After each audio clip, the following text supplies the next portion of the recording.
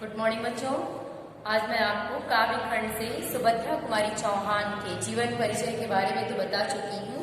उनकी कविता है झांसी की रानी की समाधि पर। उस कविता की व्याख्या मैं आपको बताऊंगी। सबसे पहले आप ये जानिए कि सुभद्रा कुमारी चौहान जो वीर रस की कवित्री थी, इनके अंदर ओज का भाव पूर्ण रूप से कूट कूट कर भरा हुआ था।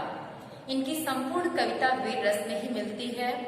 जब वीर रस है तो इसमें गुण कौन सा होगा? ओज गुण। तो ये झांसी की रानी की समाधि आप नाम भी सुनी होंगी। झांसी की रानी लक्ष्मीबाई जो पुरुष वेश में बड़े ही वीरता और साहस से अंग्रेजों का सामना करते करते वीर गति को प्राप्त हुई थी और हमारे भारत देश को स्वतंत्रता दिलाने में उनका भी अहम योगदान था। तो आज उन्हीं की कविता जो सुभद्रा कुमारी चौहान द्वारा लिखी गई है, उनकी वीरता और साहस का गान इस कविता में प्रस्तुत किया गया है। तो अभी हम लोग पढ़ेंगे झांसी की रानी की समाधि पर। किसकी कविता है? सुभद्रा कुमारी चौहान की। ध्यान से देखिएगा।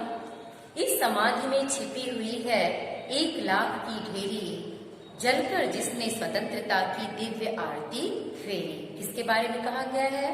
रानी लक्ष्मीबाई के बारे में। इस समाधि में जो एक छोटी सी समाधि है, इस समाधि में छिपी हुई है 1,00,000 की ढेरी, जलकर जिसने स्वतंत्रता की दिव्य आरती फेरी। यानी ये जो छोटी सी हम समाधि देख रहे हैं, ये हमारे लिए बहुत ही मूल्यवान और कीमती है।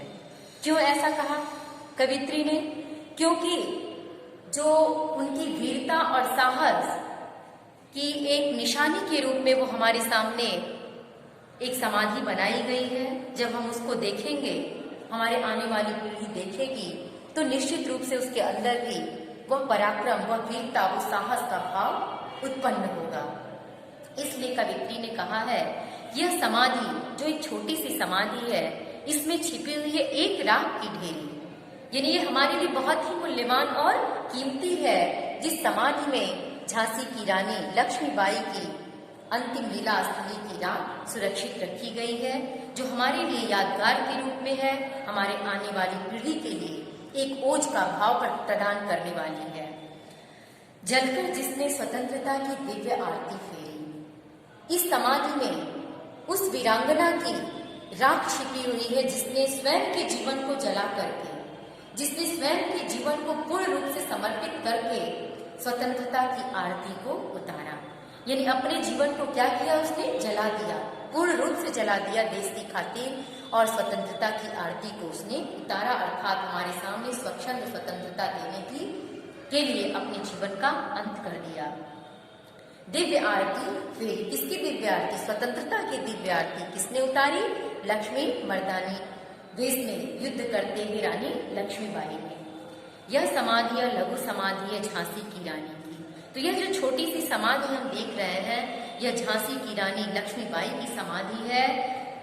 अंतिम लीला स्थली यही लक्ष्मी मर्दानी की, और यह अंतिम लीला स्थली उसकी समाधि के पास ही समाप्त हो गई मर्दानी की, जिसने मर्दानी अर्थात पुरुष वेश में युद्ध करते करते अपने जीवन का अंत कर दिया। देखिए, अंतिम लीला स्थली यही है लक्ष्मी मर्दानी की। यानी इस समाधि में ही रानी लक्ष्मीबाई, वीरांगना रानी लक्ष्मीबाई की अंतिम लीला स्थली यही समाप्त हो गई, जिसने पुरुष वेश में युद्ध करते करते अपने जीवन का अंत कर दिया। यही कहीं पर बिखर गई वह भग्न विजय माला सी, और यही युद्ध करते करते, दुश्मनों का सामना करते करते, यहीं पर वह फूलों की माला की तरह टूटकर विखंडित हो गई। जैसे एक धागे में कई फूलों को लगाकर एक माला गूंथ कर हम तैयार करते हैं, लेकिन जब वह माला टूट जाता है तो उसके फूल खंड खंड होकर वहीं विखंडित हो जाते हैं। ठीक उसी तरह से अपने दुश्मनों का सामना करते हुए रानी लक्ष्मीबाई ने, वीरांगना लक्ष्मीबाई ने अपने शरीर के एक एक अंग फूल के समान यहीं इस स्थली पर विखंडित कर दिए। यानी एक टूटी भग्न विजय, भग्न माने टूटा हुआ, भग्न विजय माला सी एक टूटी हुई माला की भांति उसने अपने संपूर्ण शरीर को विखंडित कर दिया देश की सुरक्षा की खातिर। इस कविता में भी कौन सा रस है? वीर रस है। वीर रस है तो कौन सा गुण होगा? ओज गुण होगा। खड़ी बोली है, अनुप्रास अलंकार की छटा है, उपमालंकार की भी छटा दिखाई दे रही है। इसमें किसकी वीरता का वर्णन है? रानी लक्ष्मीबाई की वीरता और साहस को दिखाया गया है।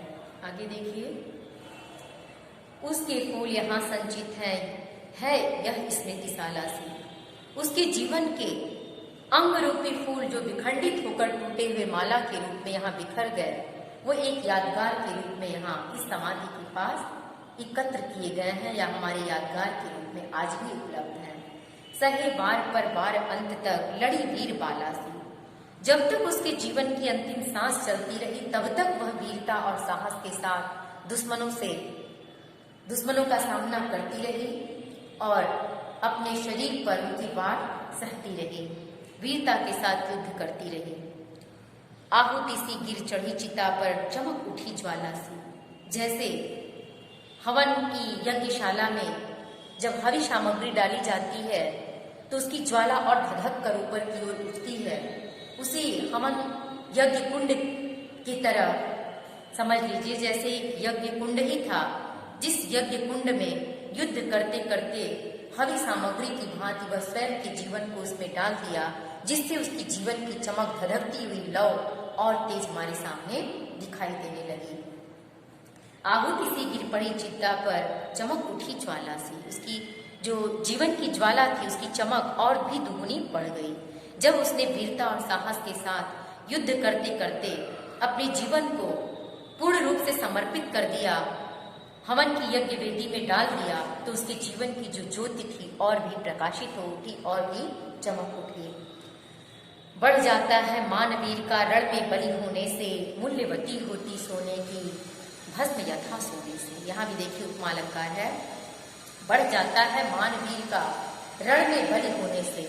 जैसे कोई भी वीर पुरुष है, अगर वह वीरता और साहस के साथ पराक्रम के साथ युद्ध करते करते दुश्मनों का सामना करते करते यदि रणभूमि में अपने प्राणों की आहुति दे देता है तो उसके जीवन की कीमत, उसके जीवन की वीरता की कहानी हमेशा के लिए अमर हो जाती है और उसका जीवन जो होता है बहुत ही मूल्यवान और कीमती हो जाता है, इसलिए क्योंकि आने वाली पीढ़ी के लिए वो एक नमूना बन जाता है। इसलिए उसकी जीवन जो उसने अपने देश के लिए अपने जीवन को समर्पित किया वो हमारे लिए और भी कीमती और मूल्यवान हो जाता है। इसीलिए कवित्री ने कहा है कि बढ़ जाता है मान वीर का रण में बलि होने से। रण में बलि होने, रण माने युद्ध भूमि में बलि होने, अपने आप को बलिदान करने से जो वीर पुरुष होते हैं उनकी वीरता और साहस पराक्रम और दुगुना चार गुना वैसे ही बढ़ जाता है। जैसे आगे देखिए कि मूल्यवती होती सोने की भस्म यथा सोने से। जैसे जो हम सोने का आभूषण धारण करते हैं, जब उस आभूषण को जो आभूषण बनाने वाला है जब उसको आग में तपा देता है, तपाने के बाद जो उसका तपा हुआ भाग होता है वो सोने की आभूषण से भी ज्यादा कीमती हो जाता है। ठीक उसी प्रकार से जो वीर पुरुष अपनी वीरता और साहस के साथ युद्ध करते करते रणभूमि में अपने प्राणों की आहुति दे देता है तो उसकी वीरता चार गुनी और बढ़ जाती है, उसके जीवन का मूल्य, उसका कीमत और भी उस तपे हुए आग में सोने की भांति बढ़ जाता है। रानी से भी अधिक हमें अब यह समाधि है प्यारी, यहाँ निहित है स्वतंत्रता की आशा की चिंगारी। अब यह समाधि हमें रानी से भी अधिक ज्यादा मूल्यवान और कीमती है, क्योंकि देखिए रानी से भी अधिक हमें है अब यह समाधि है प्यारी। अब ये जो छोटी सी समाधि है यह रानी लक्ष्मीबाई की वीरता और साहस से भी अधिक हमें प्यारी है, हमारे लिए मूल्यवान है, कीमती है, क्योंकि इस समाधि के द्वारा हमारे आने वाले पूर्वजों के लिए एक उदाहरण के रूप में है, उनके लिए एक यादगार के रूप में है। इसे देखकर उनके अंदर भी ओज, उत्साह और उमंग का भाव उत्पन्न होगा, इसलिए उनसे भी अधिक मूल्यवान कीमती यह समाधि उनकी हमारे लिए है। यहाँ निहित है स्वतंत्रता की आशा की चिंगारी, क्योंकि इस समाधि में क्या छुपा हुआ है? आशा की चिंगारी, जिसने स्वतंत्रता को पाने के लिए अपने जीवन को पूर्ण रूप से समर्पित कर दिया, तो इनके समर्पित जीवन को देखकर आने वाले नवयुवक, आने वाले वीर पुरुष अपने अंदर स्वतंत्रता के भाव को उत्पन्न करेंगे और वो चिंगारी का काम करेंगे लोगों के अंदर जैसे एक चिंगारी जब कहीं किसी चीज को पकड़ लेती तो भयानक रूप धारण कर लेती है, उसी तरह से उनके द्वारा समर्पित किया गया अपना जीवन हमारे देश की युवा पीढ़ी के लिए चिंगारी का काम करेगा, उनके अंदर दुगुना उत्साह और उमंग को उमंगित करेगा। इससे भी सुंदर समाधियां हम जग में है पाते, उनकी गाथा पर निशीथ में शुद्र जंतु ही गाते। इससे भी कीमती बहुत सुंदर सुंदर मूल्यवान समाधियां हमें देखने को मिलती हैं, लेकिन उस समाधि की वीरता, साहस और पराक्रम को कहने वाला कोई नहीं है, क्योंकि उन्होंने अपने देश के लिए कुछ भी नहीं किया, तो उनके नाम भी लेने वाले नहीं हैं। रात में छोटे छोटे जीव जंतु ही उस पे मंडराते हैं, मानो वही उनकी जीवन गाथा को गा रहे हो, उनकी वीरता, उनके साहस को बता रहे हो। ऐसा क्योंकि उन्होंने देश के लिए कुछ किया ही नहीं, लेकिन कुछ उनके चाटुकार लोग जो उस समय के लोग थे, उन्होंने उसको उस तरह से बना दिया, बहुत ही सुंदर समाधियों को बनाया। जैसे मुगल काल में जो बादशाह लोग थे, उनकी बहुत सुंदर सुंदर समाधियां आज भी बनाई गई हैं, लेकिन जितनी वीरता और साहस के साथ इनका नाम लिया जाता है, अन्य लोगों को जो जिनका देश के लिए बहुत योगदान नहीं है, उनका नाम हम नहीं लेते। पर कवियों की अमर गिरा में इसकी अमिट कहानी स्नेह और श्रद्धा से गाती है वीरों की वाणी। लेकिन रानी लक्ष्मीबाई की समाधि आज हमारे कवियों के अमर गिरा हमेशा के लिए अमर हो गई। ये मर कर भी हमेशा के लिए अमर हो गई। इनकी अमिट कहानी, कभी न समाप्त होने वाली कहानी हमारे कवियों के द्वारा हमेशा गाई जाएगी, और बड़े ही स्नेह और श्रद्धा से इनकी वीरता, इनके साहस और उनके पराक्रम को हम हमेशा ही गाते रहेंगे। बुंदे लेकर बोलो के मुख हमने सुनी कहानी थी, खूब लड़ी मर्दानी वह तो झांसी वाली रानी थी।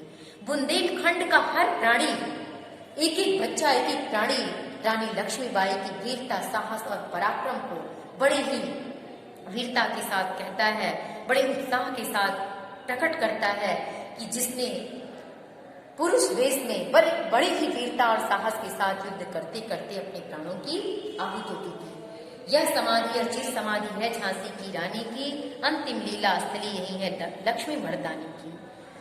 यह समाधि चिर समाधि यानी हमेशा रहने वाली यह समाधि है, जो रानी लक्ष्मीबाई की समाधि है, जिसने अपने दुश्मनों से रणभूमि में युद्ध करते करते अपने जीवन का अंत कर दिया।